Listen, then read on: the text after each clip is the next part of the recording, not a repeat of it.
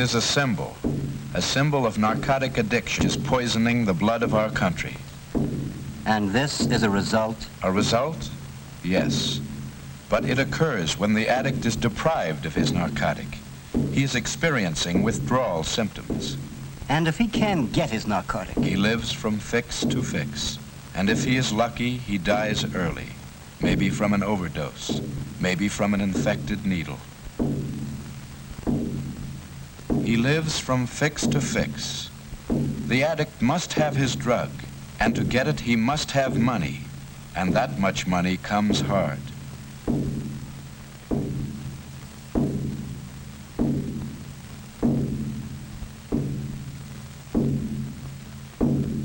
And this girl? The same, always the same.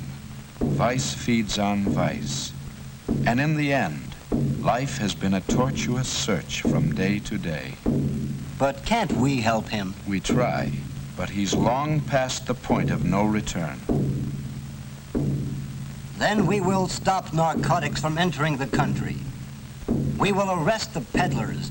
We will educate our young people to the menace. We will put a stop to this. Yes, we will try. But if you want to defeat your enemy, you must first know him.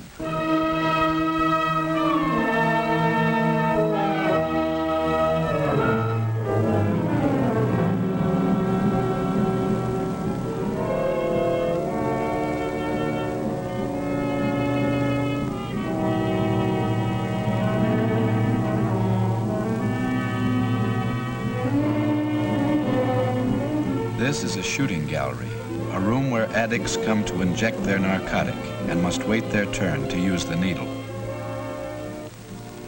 Then all these people are addicts? Some are, some aren't. All will be. For one, it may take 5 shots, for another 50, but the narcotic will be mastered.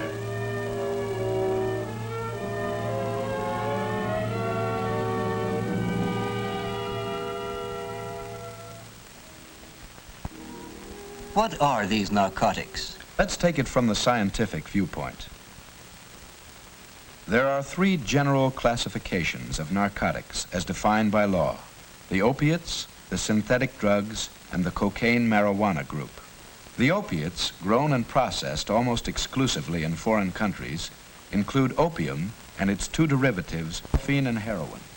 The synthetic narcotics, including such drugs as Demerol and methadone, are the result of science's attempt to produce a non-addictive narcotic. But attempts have failed. All synthetic narcotics are addictive. Cocaine is derived from the Peruvian coca plant. It is strongly addictive. Marijuana is easily grown in many countries, including the United States. The plant can be identified by its sawtoothed leaf, which always has an odd number of fingers. The underside of the leaf has a sticky feel to it. It is the leaves and flowering tops of this plant which contain the narcotic. This narcotic, unlike the opiates, the synthetics, and cocaine, is non-addictive. What do you mean by non-addictive? By non-addictive, it is meant that the user of marijuana, when deprived of the drug, will not experience the agonies of withdrawal. It is habituating, but its use can be discontinued. Then what is its danger? Marijuana, a powerful excitant, produces unpredictable emotional results. But its greatest danger lies in the fact that it is a stepping stone to the harder drugs, such as morphine and heroin. 95% of narcotic addicts begin with the use of marijuana. Classified as dangerous drugs, as distinct from narcotics, are the barbiturates, the sleeping pills, known also as goofballs. There are approximately 400 varieties of barbiturates on the market, and all are highly addictive. In most states, the possession of these drugs without a doctor's prescription is illegal. Among the most common are Nembutal, known as Yellow Jackets, and Seconal, known as Red Devils. All narcotics and dangerous drugs have legitimate medical uses. Many are indispensable for pain-killing and sleep-producing properties. But in the hands of the addict, their use is perverted to secure an escape from reality.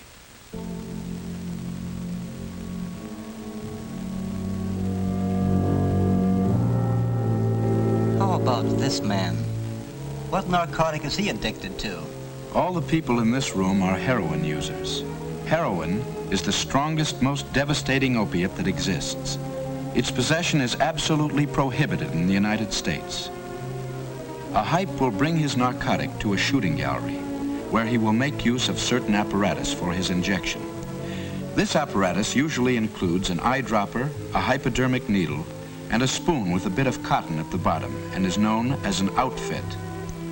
The heroin in powder form is placed in the spoon, water is added, and the narcotic is made to dissolve. This process is called cooking. After it has been cooked, the heroin is drawn into the eyedropper through the wad of cotton, which acts to strain out some of the impurities. It is then ready for injection directly into a vein. But aren't they careful to sterilize? No. Either because of ignorance or to save time, no precaution is taken. Thus, any communicable disease of one hype may be directly transmitted into the bloodstream of another. For other narcotics, there are other methods of administration. For instance, black opium, though sometimes injected, is usually smoked. 5 or 6 puffs. A dream world beckons. Reality is left behind. But problems aren't solved. Marijuana is also smoked. The reefer, as it is sometimes, like an ordinary hand-rolled cigarette, but it is smoked differently. Large quantities of air are inhaled simultaneously with the smoke, so that the stomach will absorb a high percentage of the narcotic. Marijuana is the most prevalent narcotic among juveniles. The pattern of escape is established. Many then try heroin. The step to narcotic addiction is short.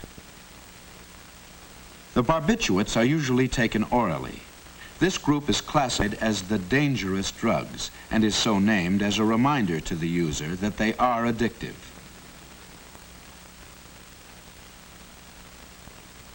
Through continuous use, physical damage to the brain, kidneys, and liver can occur.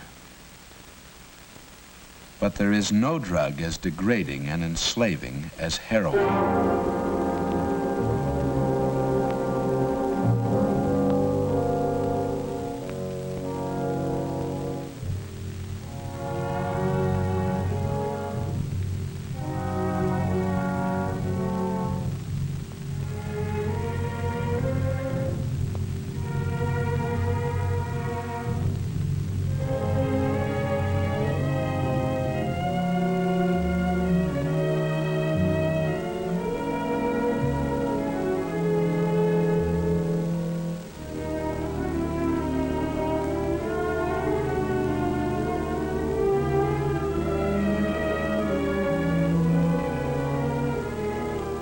Look at those marks.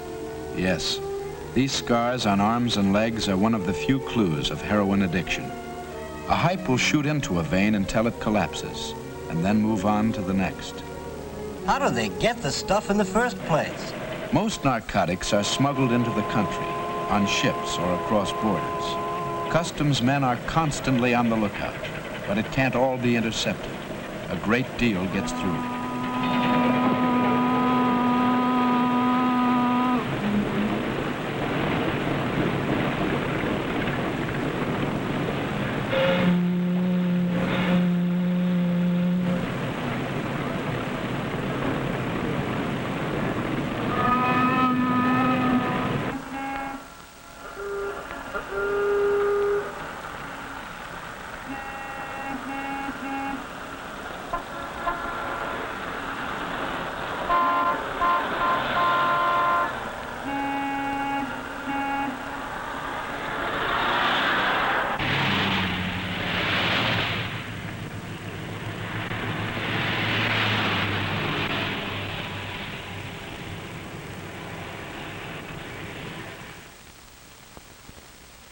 Narcotics are a multi-million-dollar business. An ounce of heroin costing $30 in Europe is worth $300 upon crossing the United States border. And then the profits really start. As the narcotic is passed from the big dealers to the smaller dealers, and finally to the retailers, it is diluted and rediluted until finally from the original ounce of heroin, anywhere from 5 to 10 ounces have been produced.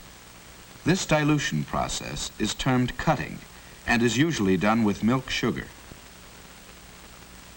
Ounces are cut and made up into gram packages known as bindles or papers and sold to retailers who recut the bindles and package the narcotic into capsules. These capsules, containing a low percentage of heroin, can bring from $3 to $5 apiece. Though the amount of narcotic per unit weight decreases with each dilution, the price does not decrease proportionately. The original ounce of heroin, bought for $30, has a possible retail value of $3,000. Marijuana is both smuggled across and grown within our borders. The leaves and flowering tops of the plant, ground to the consistency of pipe tobacco, are sold by the can or as cigarettes, costing from 50 cents to $1 apiece.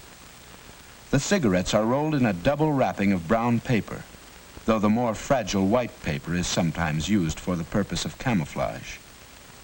Because marijuana is not as profitable as heroin, and because it is only habit-forming, narcotics peddlers or pushers try to convert the youthful marijuana user to the addictive, expensive, profitable heroin.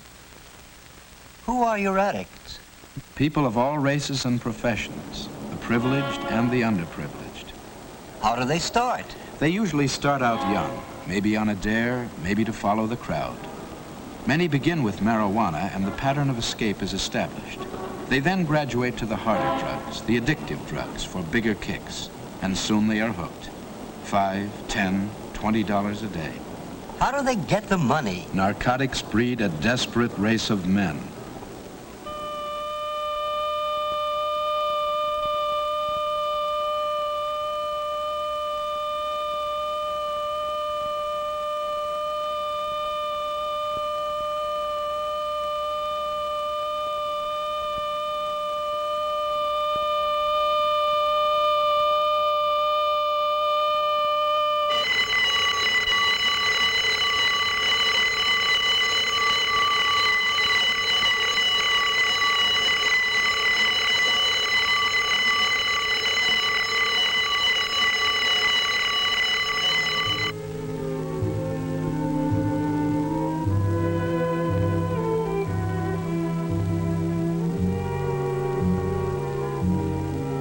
Can this girl be an addict?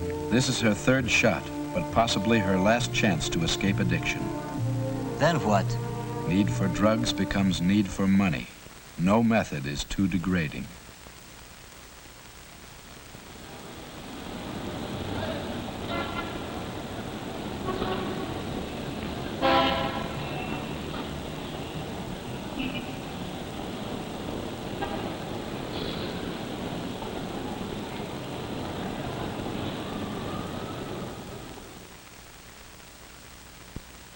There may be 10,000 women and 30,000 men in this city who are drug addicts. Each perhaps will initiate at least one new person to the use of narcotics. Well, what are we doing about it? If we can't prevent narcotics from entering the country, we've got to crack down on every peddler. Sure, that's what we should do. But we are often hindered by weak laws, apathetic judges and juries, and by understaffed anti-narcotics forces.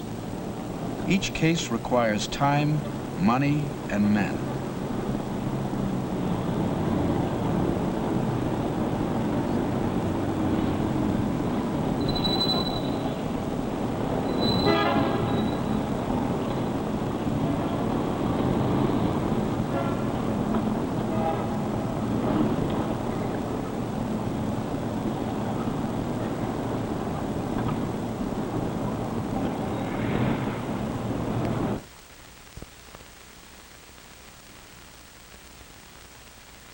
Stand by.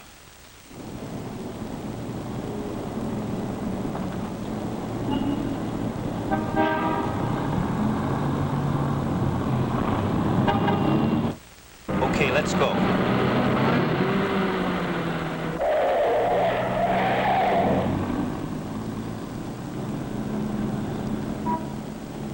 The law states that possession of narcotics means that the suspect either has the drug on his person or that it was directly under his control at the time of arrest. Here, both officers saw this man throw the suspected narcotic.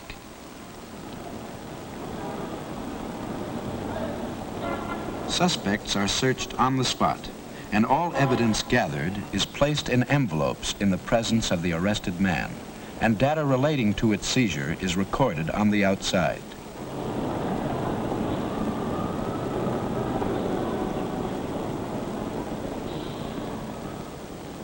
There must always be at least 2 officers on an arrest, so that there will be a corroborating witness.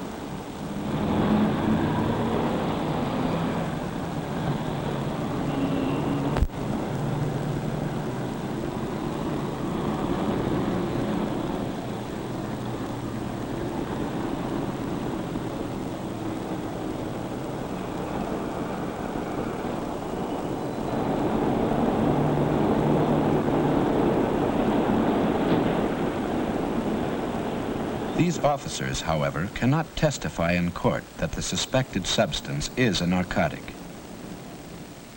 The confiscated material must be examined by a chemist who will later testify as to his findings. So we catch the pushers, but the problem doesn't end there.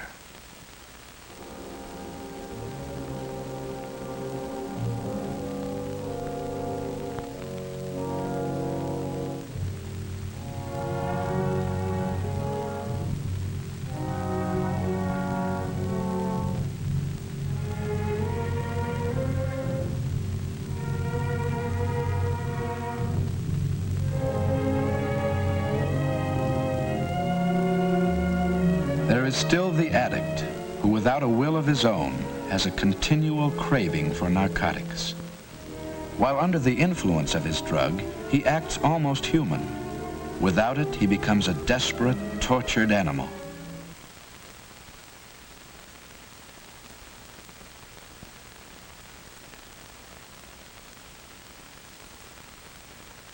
But can these people be cured? Physically, yes. Mentally, there is no known permanent cure. Deprived of narcotics, the addict will undergo withdrawal symptoms for about 6 weeks. At the end of this period, his body will no longer need the drug, but the psychological need remains. Elaborate precautions must be taken to prevent the passage of narcotics into prisons. Double fine mesh screens and a careful search of all articles intended for prisoners do much to discourage smuggling.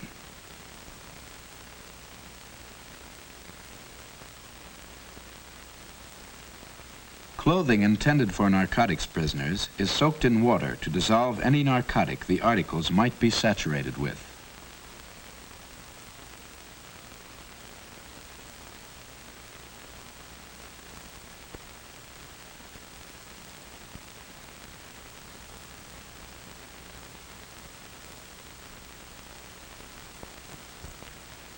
Now that he knows, now that the suffering is over, doesn't he realize the hell that awaits him if he slips back?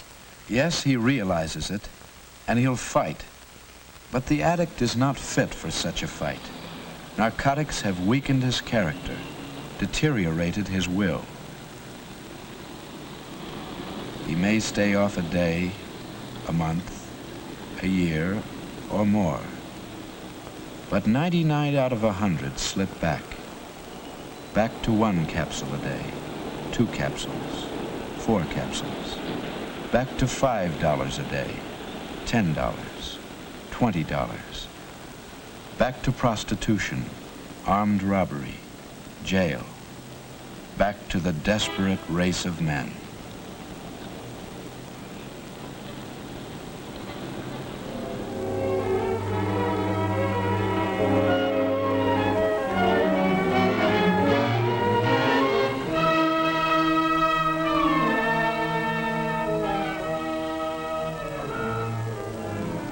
Then there is no hope.